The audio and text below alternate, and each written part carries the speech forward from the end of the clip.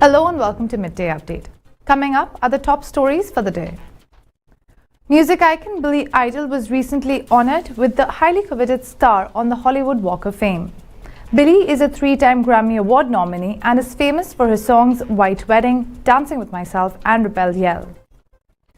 The number of people injured due to the violent clashes between demonstrators and security forces in southern Peru rose to 36 on Saturday, according to the country's health ministry. Peru has been seeing clashes between the police and demonstrators demanding the resignation of President Dina Boluarte since Wednesday. Top UN diplomat in Afghanistan met Taliban-appointed Education Minister Mohammad Nadeem in Kabul on Saturday and called for the urgent lifting of the bans on female education and work for aid agencies. Last month, the Taliban imposed a restriction on female higher education and a ban on women from working in humanitarian non-governmental organizations. Human rights experts and members of the international community describe these measures as a major blow to vulnerable communities, women, children, and the entire country. Pakistani authorities released 524 Afghan citizens on Saturday whom they had accused of entering without valid travel documents. The Afghan embassy in Islamabad said in a tweet on Saturday that the migrants were released from the prisons in Karachi. It included 54 women and 97 children.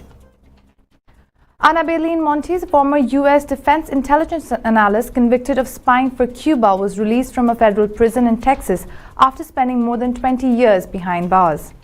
Montes, 65, was arrested in 2001 and was accused of using her position as a Defense Intelligence Agency official to supply information including the identities of U.S. spies to Havana. In 2002, Montes pleaded guilty to conspiring to commit espionage and received a 25-year prison sentence.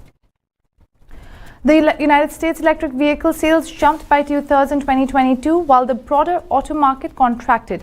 New figures released at 2022 end showed as new plug-in models from traditional automakers shrank the lead of EV giant Tesla, according to sources.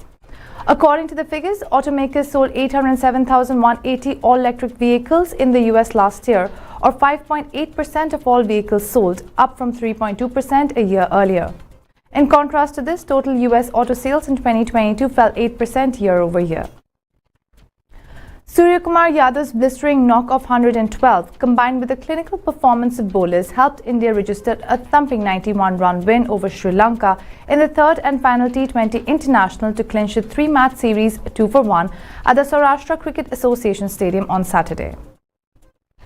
Oman coach Branko Ivanovic said that his team did well to come out with a point after the Red Warriors played out a goalless draw against the host Iraq in the opening match of the 25th Arabian Gulf Cup at the Basra International Stadium on Friday night. Speaking after the stalemate, the Croatian also said that the players were affected by the huge turnout to watch the game, as nearly 65,000 fans were in the stadium and mostly were cheering the host nation. He said the players were not used to such situations and it did impact their performance. Those are all the local and international stories for the day. For more updates, stay tuned and keep watching TTV.